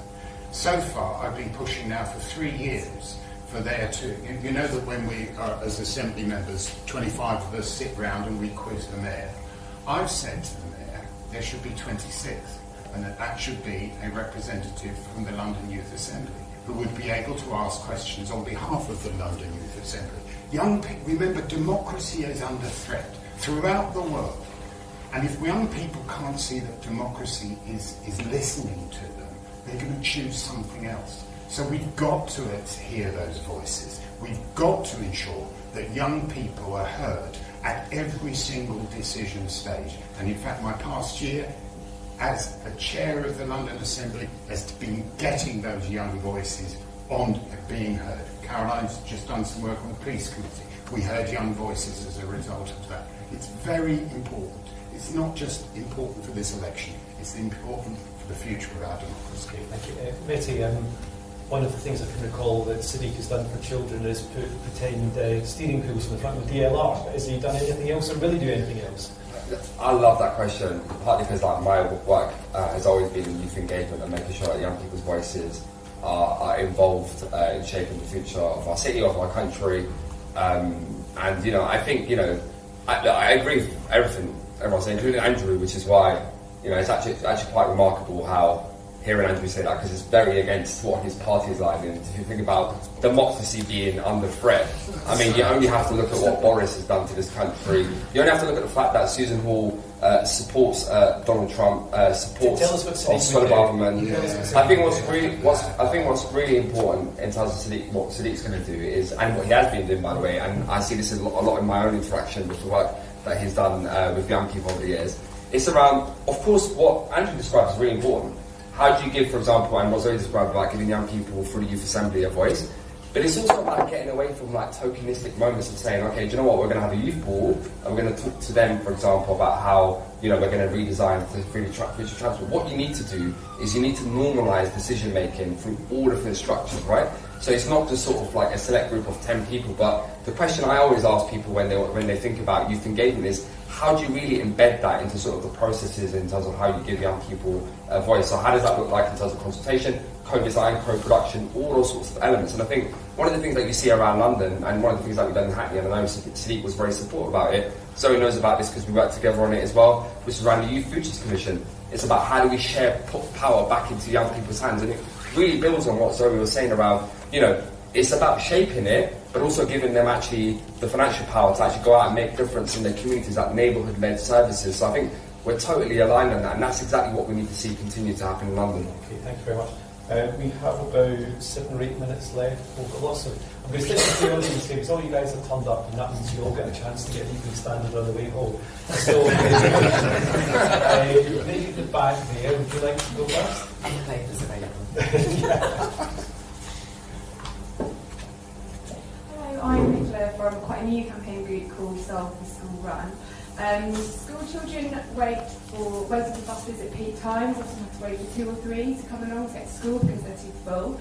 I don't know if any of you have tried to take a child in a stroller at peak time to get to school on a bus, but you have to wait 3 or 4 buses because they only take 2 strollers at a time, and so you can't get on them. So, and school run is obviously such a leading cause of London congestion in the mornings and afternoons, which is so damaging to our health and the economy. So I'm interested in what you do to specifically improve the bus network to work better at peak times of school run. Okay, thank you. Over here, the gentleman there. Thanks. Walking is overwhelmingly the main mode of transport in Central and the main mode of transport in London. We've seen fantastic success pedestrianisation schemes like Strand Aldwych. As mayoral candidate, what would you do to promote the greater pedestrianisation of Central London and in it? Okay, thank you. Should we do one more? The old friend Mark, you can have a crack. Thank you, of course. It's Mark from the Campaign for Better Transport. Since the creation of the Greater London Authority in 2010, there was real growth in passenger numbers. Actually peaked a decade ago, in 2013-14, which is quite incredible when you think London's population has also grown quite significantly in the last decade. I'd just like to know what plans you have to develop the network, to ensure there are more greener buses, and actually there are more bums and seats, more people actually using our buses and real modal shift. Okay, thank you. So some great questions there. We're going about school buses, buses for children, about walking. You mentioned the Strand, Aldwych, and also why are bus numbers in decline, especially when we've got the son of a bus driver as mayor? What's going wrong? Zoe? Yeah, I really like that question around what's happening with the buses, and I think that would be a number of things. So what I hear from people, stories of people who can't even afford to get the bus and are now walking to work. So I think there's a affordability issue, and I think bringing down the price of buses, but also the commitments I've always been talking about, making them free for those under 22, as well as bringing back the travel for older people. I think the under 22 one's really important because it obviously instills in that a behaviour around using the buses as well. I also think there's a frequent, the hashtag Free the Bus campaign, which is all about getting other traffic off the road so the buses can move, so that people see it as a more reliable mode of transport, which I really, really like. So I think all the measures we've been talking about how we, get more cars off the road so that all the other modes of transport can move quicker, I think is really, really important. But yeah, I think that's a really interesting question and speaks to lots of dynamics that are happening in the city at the moment. Walking and really enjoyed our walkabout, and we went and looked at different infrastructure in different ways that the city could work. Felt really inspired thinking about how the city could be more pedestrianised. I think we've all committed here to working towards a pedestrianised inner London, whilst kind of investing in outer London public transport. And then solving the bus run, I think this is really interesting, and obviously, I haven't met you or talked to you about your campaign, but it'd be really good to. And I think listening about those moments and making sure that they are safer, more enjoyable, and better for children, I think is really exciting. So I'd be happy to have a chat. Okay, Mitty, school bus, bums on seats and buses, walking. Yeah, look, I mean, buses overall is a real passion of mine. Obviously, the mayor, father was a bus driver, as he always says. Look, I think, there are a number of different things I think the mayor has done and needs to continue to do to help improve the bus journeys, the network more broadly, but also it's particularly describing some of the problems that you described. There's also a whole other range of conversation that we need to have around send transport, for example, with children with special needs, how parents are supported in those aspects as well, because that is also a huge problem when we speak to a lot of parents in and across London. I think the first thing to say is that there is a plan around how we electrify our buses by 2030, and Sadiq's committed to making sure that happens, and he's got a comprehensive plan. Would the audience rather have an electric bus or a bus that turns up on time and gets into the journey on time? Doesn't matter. I don't think it's either or. I think you can do both of those things, right? I think I think this is again illustrates exactly the problem, the question that you asked me, which is it's not an either or thing. Why don't we have more buses? Plus make sure that they're electric as well. And I think that's one of the things that Sadiq has been doing for London last year or the year before, when we were facing severe cuts to TfL, obviously we were looking for more money. Sadiq stood up for London's buses when the government was pushing to get a reduction on sort of buses in London in their aspiration to level up the UK. So I think Sadiq has been passionate from that, but there are lots of other things that boroughs need to do working with the mayor. Anything quickly on school buses? On school buses, look, I think, as I say to you, there are interventions that have happened like school streets and other things that have helped improve journeys. I don't think we're there yet, right? And I think what we need to do is work with campaigners like yourselves to understand, because ultimately politicians can sit here and think, oh, we know this is a great idea, but actually you've got the real life experience with your children going to school. So I think we need to hear your ideas. So I think I would love to have a conversation with you around what are some of your ideas, how do we feed that into Sadiq's mayoralty as we move forward. Andrew, you're a wise chap. You know that school buses often linked to school catchment areas and why are children travelling so far to school that they can't walk? What do you think about school buses and about the need to get more people in buses overall? I think certainly you need local solutions where there are particular problems, and it might require, in your particular area, it might be viable, therefore, to create a school bus rather than just use the public network. It's impossible from Did you up not there. say that there were school buses, is that right? Yeah. And you were talking about school-specific buses? No. I was talking, You were talking about buses. about the overlay system. Yes. That's yeah. Got it. Okay, thank you. Absolutely. So there may be a local solution, particularly that, again, love to hear that conversation with regard to that. With regard to pedestrianisation, yes, but put it in with consent. Pedestrianisations have to benefit everyone where they're put in, and that includes the consent of local businesses as well. Sometimes local businesses wrongly think that their businesses are going to be affected if you pedestrianise because they won't get passing trade. Central London. Exactly, and so we need to bring those businesses on board and actually point to the fact that they probably get better business as a result of pedestrian areas. With regard to bus passenger numbers,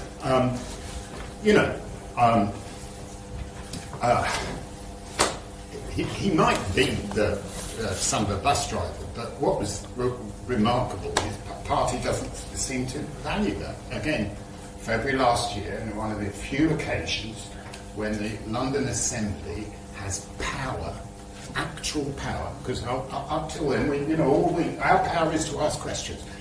Once a year, at budget time, we have power to change things with a 2/3 majority. And it was put to the Assembly that we needed to spend our next £100 million on outer London buses because of the effects of the ULEZ and to improve transport in outer London, because the argument for ULEZ follows on that you need better transport in outer London. £100 million. And of course all the parties agreed with that. All the parties agreed, except the Labour Party. Except the Labour Party, which meant that did not happen. That was a moment when we could have changed the dial on bus numbers in outer London, and the Labour Party snatched that away. So don't forget that. Let's get Chris in, and then we'll try and get one more round of questions quickly before we run out of time. So Chris. So we've heard about this mayor whose father was a bus driver. Amazed, therefore, that since he's been mayor, he has reduced bus travel by 22 million bus miles, and that's an incredible reduction. It's about 10%, almost 10% of London buses, and that's why the frequency and the routes have reduced, and we need to build up the bus fleet again and make sure that there are more buses and more routes, and when we have new developments, the provision of bus services to those new areas need to be a priority. It takes years to get new routes before something happens, so you have a large estate that is cut off for the first 18 months, 2 years of its existence. That's the wrong way of doing it. We need to get the bus services in first. As far as pedestrianisation, yes, very much in favour of places in central London, as I mentioned earlier. Oxford Street, we've been waiting for a decade, more than that possibly, City of London and around Parliament Square. But it's got to be done with the consent of people with disabilities and taxi drivers. Got to make sure they all work together and not have schemes that are foisted on the communities. Thank you very much. We've got about 3 minutes left. Who would really like to ask a question before we all go home? Chap there. Did you ask one at the start? I did. Oh, you did? Oh, you have to give you a yellow card, sorry. So, you go first. Yeah, thank you. I have a question about SUVs, and I wonder what the candidates think of the recent changes that came about in Paris to do with SUV parking charges, and whether or not you would commit to working with various boroughs in London to implement policies that could help move us away from increasing car sizes into that broader greener transport system that you talked about today. Next question, please.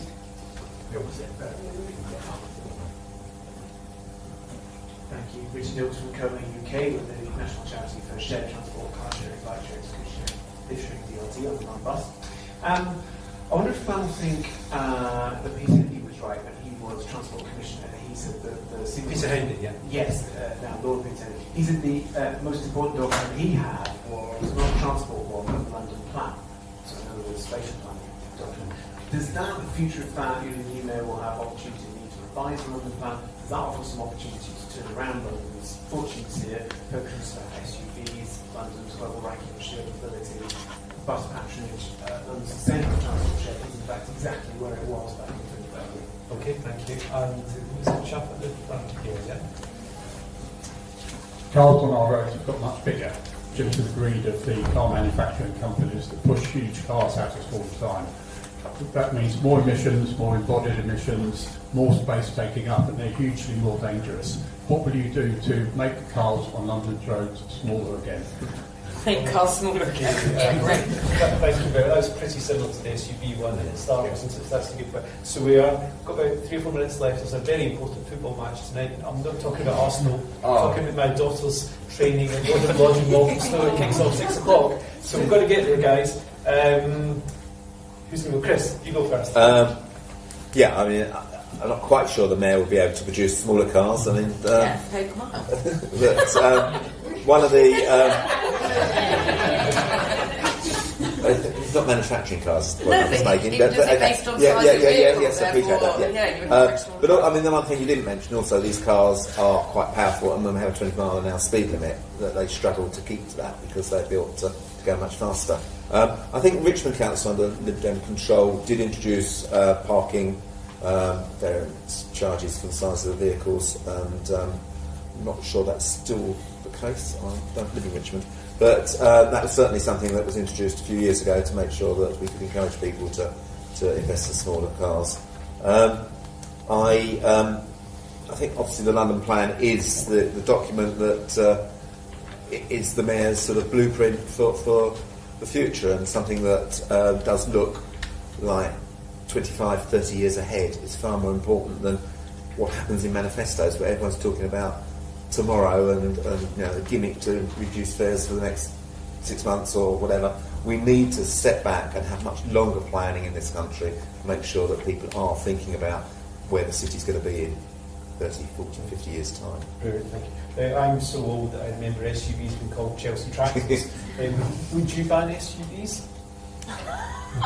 I'd create policy that makes sure that cars, the space given over to cars gets smaller. I think someone said to me the other day that car parks should get bigger to fit the size of cars, and I completely disagree with that. I think the cars should get smaller, and the space given to cars should be smaller. And I know I've given my hand away because I was too excited, but I think the pay per mile does offer that solution, that it's all about looking at the distance travelled, type of car, size of car, the damage and wear to the roads, the pollution. So you take into account all of those things and start to create a fairer system.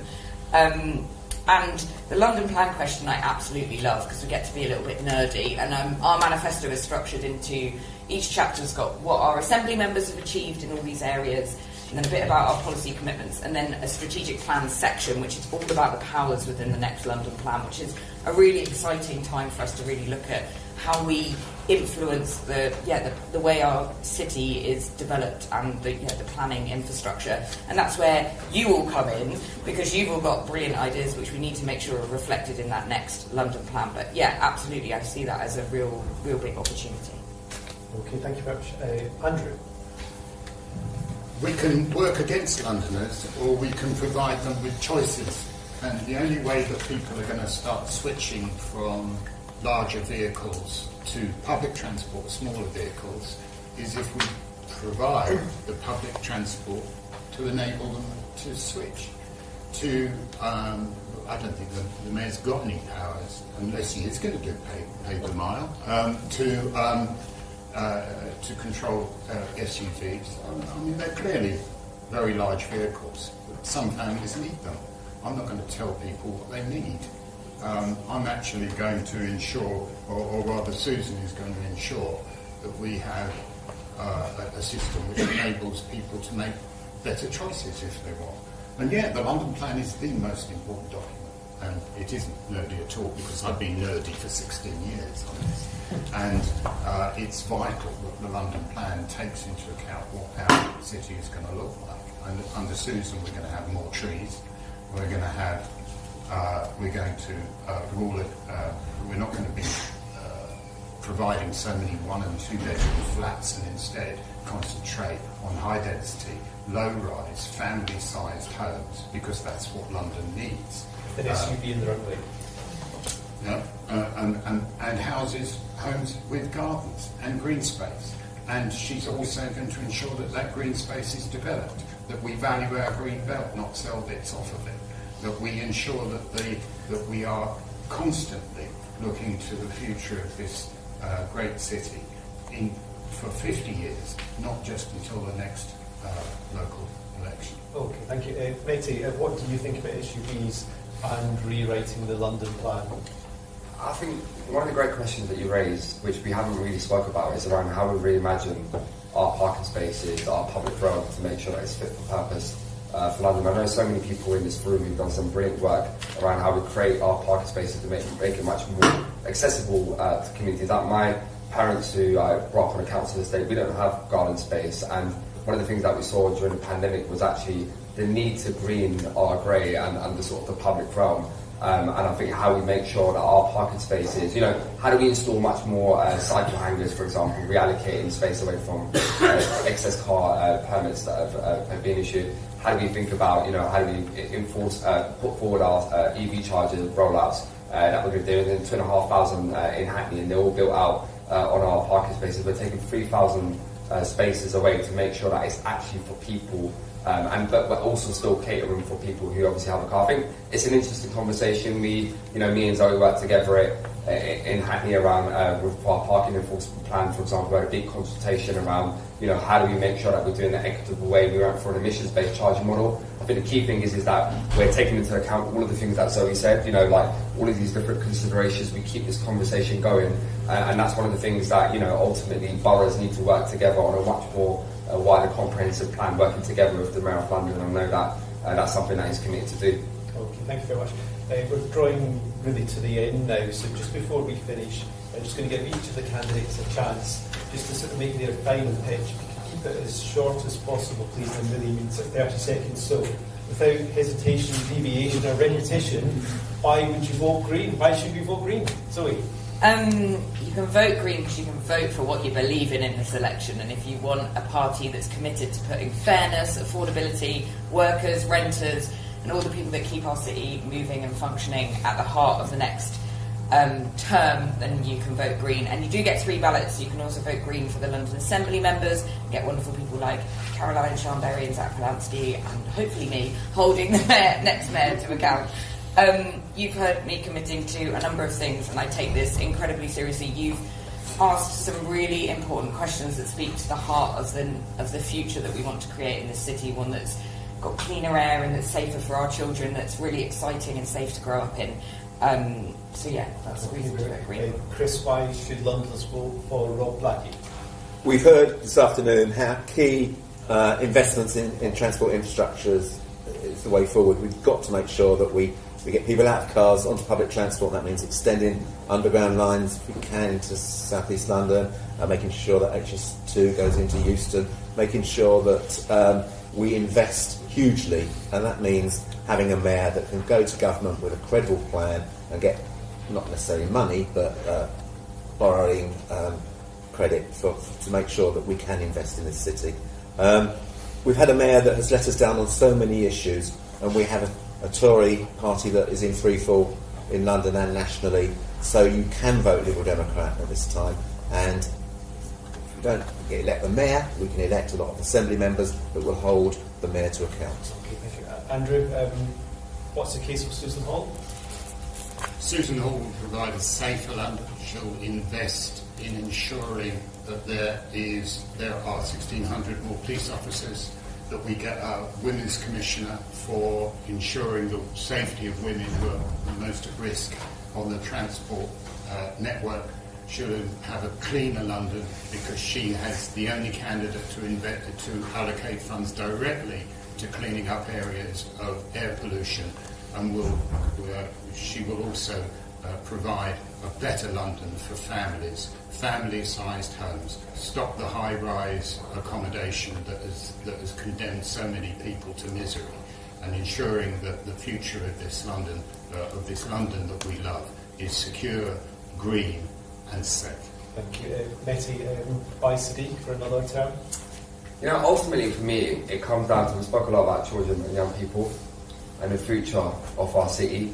When you look at what Sadiq stood for in London, in terms of values that he represents, I think it speaks a lot for the diversity that we celebrate in London. When we speak about the future of housing, committing to build 40,000 council homes over the next 4 years. He's built the most council homes since the 1970s. Preschool meals, a transformational policy that's completely transformed the lives of families of many, but also being bold on tackling toxic air pollution, making London the cleanest zone in London. And look, many of you are my friends in this room, and I really mean this when I say this. I agree with a lot of what Zoe and the Liberal Democrats have been put forward, but this election is a two-horse race between Sadiq Khan and the Tory candidate.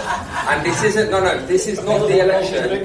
This is not the election to put everything at risk. You can make your views known in any other ways, but if you want a much more progressive, greener transport system in London, then vote for Sadiq Khan on the 2nd of May. Oh, if only I had my bike hooter with me, then I would have to sign it in there. Okay, well listen everybody, thank you so much for attending. I hope it's been an enjoyable and sort of informative afternoon. Thank you so much to all of the speakers who've taken time to come here, answer your questions and put forward their case. May the 2nd's not far away now. Thank you very much for tuning in online as well. And just finally as well, can I also thank the NGOs who made this possible itself, the Clean Cities campaign and Sustainable Ventures, which hosted us here today. So thank you all very much.